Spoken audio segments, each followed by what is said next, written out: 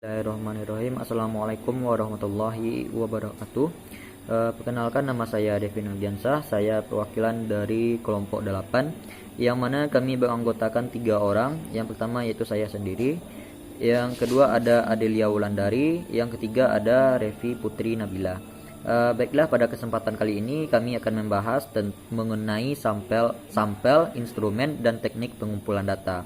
Yang pertama kita masuk kepada teknik pengambilan sampel dalam penelitian kualitatif. Secara umum ada 2 jenis teknik pengambilan sampel ini, yaitunya sampel acak dan random sampling atau probability sampling.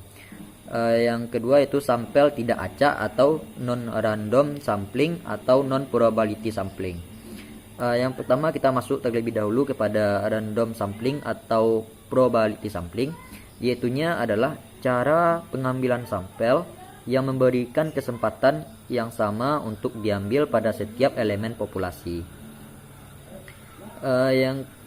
Yang kedua ada namanya non-random sampling atau non-probability sampling. Adalah setiap elemen populasi tidak mempunyai kemungkinan yang sama untuk dijadikan sampel. Nah, di dalam non-random sampling ini terbagi lagi, di dalamnya ada beberapa kriteria. Yang pertama yaitu sampling seadanya, yang kedua itu ada convenience sampling atau sampel yang dipilih dengan pertimbangan kemudahan. Yang ketiga ada namanya purposive sampling, yaitunya responden yang terpilih menjadi anggota atas dasar pertimbangan penelitian sendiri. Yang keempat ada namanya judgment sampling. Judgment sampling ini, pada jenis ini sampel dipilih berdasarkan penilaian peneliti bahwa dia adalah pihak yang paling baik untuk dijadikan sampel penelitiannya. Yang kelima ada namanya kuota sampling. Kuota sampling ini merupakan metode penerapan sampel dengan menentukan kuota terlebih dahulu pada masing-masing kelompok.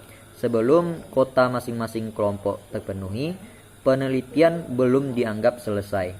Yang keenam ada namanya snowball sampling. Cara ini banyak dipakai ketika peneliti tidak banyak tahu tentang populasi penelitiannya. Dia hanya tahu 1 atau 2 orang yang berdasarkan penelitiannya bisa dijadikan sampel. Selanjutnya kita masuk kepada instrumen penelitian kualitatif. Instrumen penelitian kualitatif adalah alat yang digunakan untuk menangkap data penelitian dan menggali variabel yang diteliti. Sudah itu barulah diterapkan prosedur pengembangan instrumen pengumpulan atau pemilihan alat dan bahan yang digunakan dalam penelitian. Dengan cara ini akan terlihat apakah instrumen yang digunakan sesuai dengan variabel yang diukur. Paling tidak ditinjau dari segi isinya. Selanjutnya kita masuk kepada bentuk-bentuk instrumen pengumpulan data. Instrumen merupakan alat pengumpulan data yang sangat penting untuk membantu perolehan data di lapangan. Sebelum menyusun instrumen penelitian, penting untuk diketahui pula bentuk-bentuk instrumen yang digunakan dalam penelitian. Bentuk yang pertama yaitunya bentuk instrumen tes. Tes dapat berupa sederetan pertanyaan, lembar kerja, atau sejenisnya yang dapat digunakan untuk mengukur pengetahuan, keterampilan, bakat, dan kemampuan dari subjek yang akan kita teliti. Lembar instrumen berupa tes ini berisi soal-soal yang terdiri atas butiran-butiran soal. Setiap butir soal mewakili satu jenis variabel yang diukur berdasarkan sasaran dan objek yang diteliti. Bentuk yang kedua adalah bentuk instrumen interview. Penelitian kualitatif umumnya menggunakan wawancara tidak berstruktur atau semi berstruktur. Nah, wawancara tidak berstruktur atau disebut juga dengan tidak berstandar atau informal atau berfokus dimulai dari pertanyaan umum dalam area yang luas pada penelitian. Yang kedua ada namanya wawancara semi berstruktur. Wawancara ini dimulai dari isu yang mencakup dalam pedoman wawancara. Pedoman wawancara bukanlah jadwal seperti dalam penelitian kuantitatif. Yang ketiga, wawancara berstruktur atau berstandar. Yang keempat ada namanya wawancara kelompok. Yang keempat ada namanya wawancara kelompok. Yang kelima ada namanya faktor prosedural atau struktur. Yang keenam ada namanya faktor konseptual. Selanjutnya kita masuk kepada wawancara mendalam. Selain itu, dalam penelitian kualitatif juga memperoleh data dengan metode wawancara mendalam. Wawancara mendalam adalah proses memperoleh keterangan untuk tujuan penelitian dengan cara tanya jawab sambil bertatap muka antara pewawancara dengan informan atau orang yang diwawancarai dengan atau tanpa menggunakan pedoman. Selanjutnya kita masuk kepada bentuk instrumen FGD. FGD adalah sebuah teknik pengumpulan data dalam penelitian kualitatif.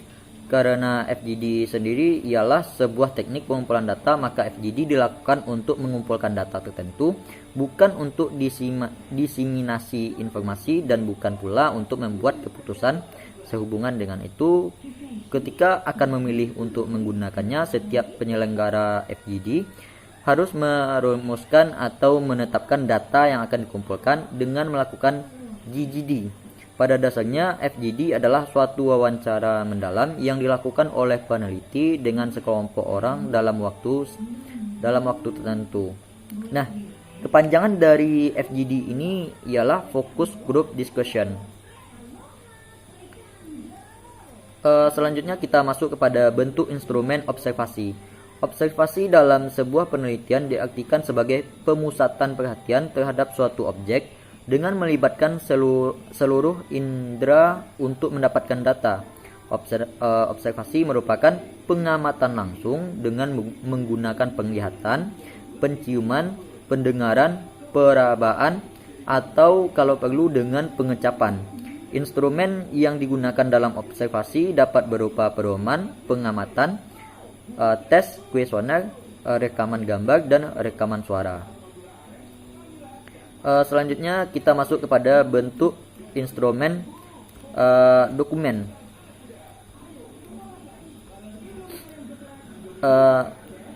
Bentuk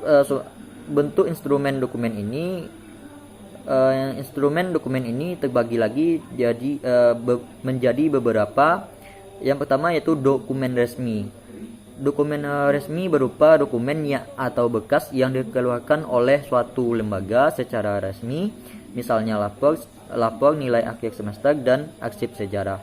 Yang kedua ada dokumen tidak resmi, berupa dokumen yang diperoleh dan sumber tidak resmi tetapi memberikan informasi penting terkait suatu kejadian.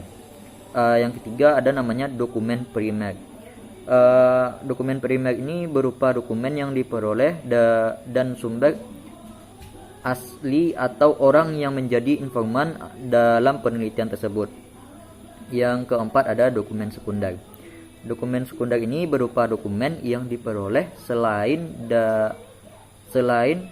dari orang lain atau berbagai media seperti surat kabar, laporan penelitian, makalah, dan publikasi lainnya. Selanjutnya kita masuk kepada bentuk instrumen triangulasi.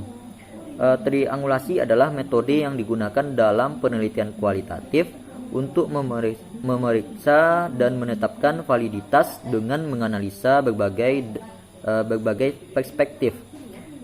Validitas dalam penelitian kualitatif dilihat berdasarkan akurasi alat ukur, yaitunya instrumen. Validitas dalam penelitian kualitatif ini mengacu pada apakah temuan penelitian secara akurat mencerminkan situasi dan didukung oleh bukti.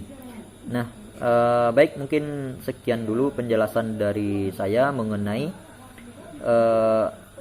pembahasan kita pada kesempatan kali ini. Saya ucapkan terima kasih. Assalamualaikum warahmatullahi wabarakatuh.